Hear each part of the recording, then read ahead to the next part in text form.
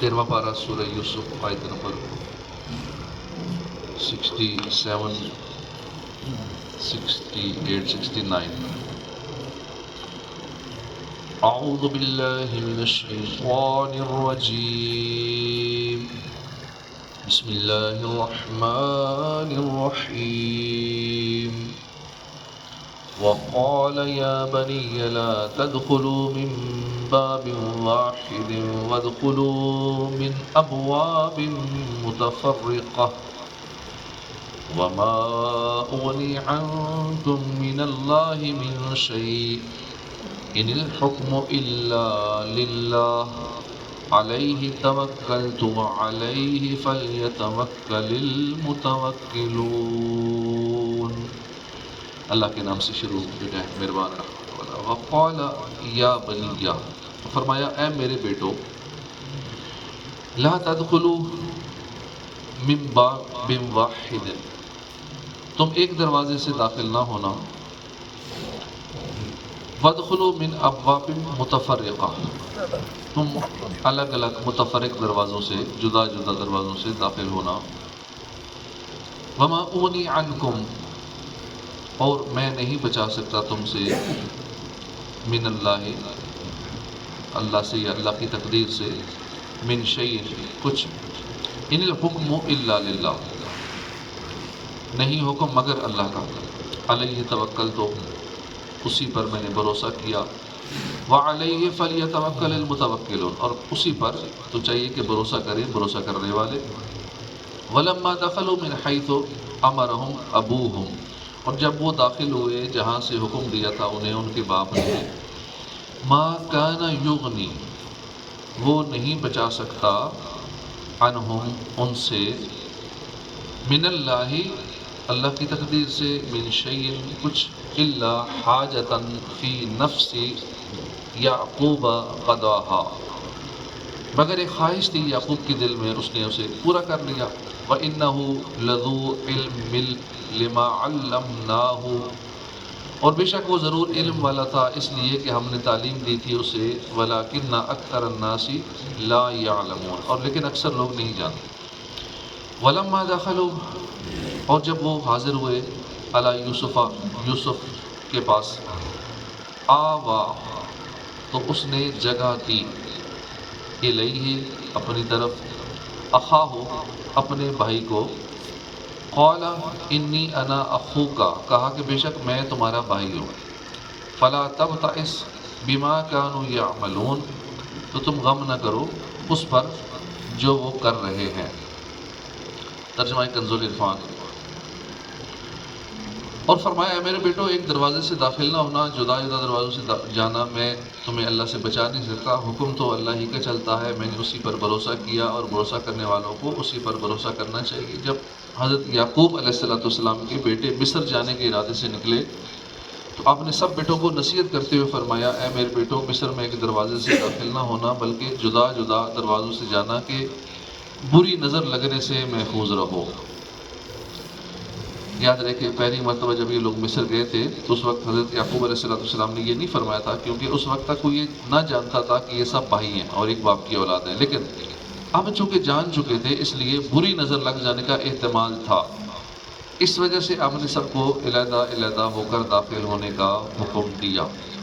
اس سے معلوم ہوا کہ آفتوں اور مصیبتوں سے نجات حاصل کرنے کی تدبیر کرنا اور مناسب احتیاطیں اختیار کرنا انبیاء کرام کا طریقہ ہے. سید المرسلین صلی اللہ علیہ وسلم آفتوں اور مصیبتوں سے بچنے کے لیے خود بھی مناسب تدبیریں فرمایا کرتے اور دوسروں کو بھی بتایا کرتے تھے. جیسا کہ حضرت عبداللہ بن عباس رضی اللہ عنہ فرماتے ہیں رسول کریم صلی اللہ علیہ وسلم امام حسن اور امام حسین پر یہ کلمات پڑھ کر پھونکا کرتے تھے. جو لوگ پھونکوں کا انکار کرتے ہیں، دم کا انکار کرتے ہیں، کہاں دم ثابت ہے، اوراد و وظائف کو نہیں مانتے، وہ حضور صلی اللہ علیہ وسلم امام حسن حسین پر خود دم کیا کرتے تھے، یہ پڑھ کر پھونک مارا کرتے تھے. اور فرماتے ہیں کہ تمہارے جد امجد بھی حضرت اسماعیل اور حضرت اسحاق علیہ السلام پر یہ کلمات پڑھ کر دم کیا کرتے تھے. اعوذ بکلمات اللہ التامات من کل شیطان وہامۃ ومن کل عین الامہ. اور حضرت عابس جوہنی رضی اللہ عنہ سے روایت ہے حضور اکرم صلی اللہ علیہ وسلم نے فرمایا میں تمہیں وہ کلمات نہ بتاؤں جو شریر جنات اور نظر بد سے اللہ تعالیٰ کی پناہ طلب کرنے میں سب سے افضل ہے. انہوں نے عرض کیا رسول اللہ کیوں نہیں؟ آپ ضرور بتائیے. فرمایا وہ کلمات یہ دونوں صورتیں ہیں قل اعوذ برب الفلق اور قل اعوذ برب الناس. نیز یہ بھی معلوم ہوا کہ بری نظر سے بچنے کے لیے کوشش کرنی چاہیے کیونکہ اس سے نقصان پہنچ سکتا ہے. بری نظر سے متعلق حدیث پاک ہے حضرت عبداللہ بن عباس رضی اللہ عنہما سے روایت ہے رسول کریم صلی اللہ علیہ وسلم نے فرمایا نظر حق ہے. اگر کوئی چیز تقدیر پر سبقت کر سکتی ہے تو وہ نظر ہے. اور جب تم سے نظر کے علاج کے لیے غسل کرنے کا کہا جائے تو غسل کر لو. نظر ایسی چیز ہے کہ یہ انسان کو قبر میں اتار دیتی ہے، اونٹ کو دیگ میں اتار دیتی ہے کہ اتنی خطرناک ہوتی ہے. حضرت جابر بن عبداللہ رضی اللہ عنہ سے روایت ہے رسول اللہ صلی اللہ علیہ وسلم نے فرمایا اس ذات کی قسم جس کے قبضہ قدرت میں میری جان ہے، بے شک بری نظر مرد کو قبر میں اور اونٹ کو ہڈیا میں پہنچا دیتی ہے. حضرت ابو سعید خدری رضی اللہ عنہ سے روایت ہے فرماتے ہیں حضور اکرم صلی اللہ علیہ وسلم جنات اور انسانوں کی بری نظر سے پناہ مانگا کرتے تھے. جنات کی نظر سے بھی اور انسانوں کی بری نظر سے بھی، یہاں تک کہ سورہ فلق اور سورہ ناس نازل ہوئی. جب یہ صورتیں نازل ہوئیں تو آپ صلی اللہ علیہ وسلم نے ان دونوں کو اختیار فرما لیا اور دیگر دعاؤں کو چھوڑ دیا. مفتی احمد یار خان نعیمی فرماتے ہیں کہ بد نظری سے بچنے کے لیے یہ آیت کریمہ بھی اکسیر ہے. وَإِن يَكَادُ الَّذِينَ كَفَرُوا لَيُزْلِقُونَكَ بِأَبْصَارِهِمْ لَمَّا سَمِعُوا الذِّكْرَ وَيَقُولُونَ إِنَّهُ لَمَجْنُونٌ وَمَا أُغْنِي عَنْكُم مِّنَ اللَّهِ مِن شَيْءٍ. اور میں تمہیں اللہ سے بچا نہیں سکتا. یعنی جس چیز کی طرف میں نے تمہیں اشارہ دیا وہ اگر اللہ تعالیٰ نے تمہارے لیے مقرر فرما دی ہے تو میں تمہیں اس سے بچا نہیں سکتا کیونکہ تدبیر تقدیر کو نہیں ٹال سکتی. میں نے اپنا معاملہ اللہ کے سپرد کر دیا، میں اسی پر بھروسہ کرتا ہوں اور اپنی اس بات پر بھروسہ نہیں کرتا کہ جس کا میں نے تمہیں حکم دیا ہے، کیونکہ توکل کے ساتھ اسباب اختیار کرنا اسباب چھوڑ دینے سے بہتر ہے.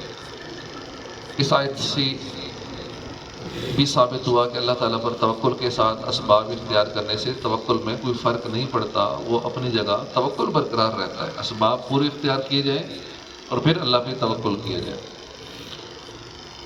وَلَمَّا دَخَلُوا مِنْ حَيْثُ أَمَرَهُمْ أَبُوهُمْ. اور جب وہ وہیں سے داخل ہوئے جہاں سے ان کے ابو نے حکم دیا تھا، امرہم ابوہم ان کے ابو نے باپ نے حکم دیا تھا، وہ انہیں اللہ سے کچھ بچا نہ سکتے تھے. البتہ یعقوب کے دل میں خواہش تھی جو اس نے پوری کر لی، اور بے شک وہ صاحب علم تھا کیونکہ ہم نے اسے تعلیم دی تھی مگر اکثر لوگ نہیں جانتے. وَلَمَّا دَخَلُوا. اور جب وہ داخل ہوئے، آیت کا معنی یہ ہے کہ حضرت یعقوب علیہ السلام کے بیٹوں کا مختلف دروازوں سے شہر میں داخل ہونا ان سے وہ چیز دور نہیں کر سکتا جو اللہ تعالیٰ نے ان کے لیے مقدر فرما دی. اللہ تعالیٰ کی تقدیر کو دیکھا جائے تو ان کا ایک ہی دروازے سے داخل ہونا یا مختلف دروازوں سے داخل ہونا دونوں برابر ہے. ان کا مختلف دروازوں سے جانا اگرچہ اللہ تعالیٰ کی تقدیر کو نہیں ٹال سکتا، لیکن بد نظری سے بچنے کی یہ تدبیر اختیار کرنا حضرت یعقوب علیہ السلام کے دل کی ایک تمنا تھی جو انہوں نے پوری کر لی. یعقوب علیہ السلام صاحب علم تھے کیونکہ اللہ تعالیٰ نے انہیں تعلیم دی تھی، مگر اکثر لوگ وہ علم نہیں جانتے جو اللہ تعالیٰ اپنے چنے ہوئے بندوں کو دیتا ہے. وَلَمَّا دَخَلُوا عَلَى يُوسُفَ آوَى. اور جب وہ سب بھائی یوسف کے پاس گئے تو یوسف نے اپنے سگے بھائی کو اپنے پاس جگہ دی اور فرمایا میں بے شک تیرا حقیقی بھائی ہوں، تو اس پر غمگین نہ ہونا جو یہ کر رہے ہیں. یعنی جب وہ سارے بھائی یوسف علیہ السلام کے پاس گئے اور انہوں نے کہا کہ ہم آپ کے پاس اپنے بھائی بنیامین کو لے آئے ہیں، تو حضرت یوسف علیہ السلام نے فرمایا تم نے بہت اچھا کیا. پھر انہیں عزت کے ساتھ مہمان بنایا اور جا بجا دسترخوان لگائے گئے اور ہر دسترخوان پر دو دو بھائیوں کو بٹھایا گیا. بنیامین اکیلے رہ گئے تو وہ رو پڑے اور کہنے لگے کہ اگر میرے بھائی یوسف زندہ ہوتے تو وہ مجھے اپنے ساتھ بٹھاتے. یوسف علیہ السلام نے فرمایا کہ تمہارا ایک بھائی اکیلا رہ گیا ہے.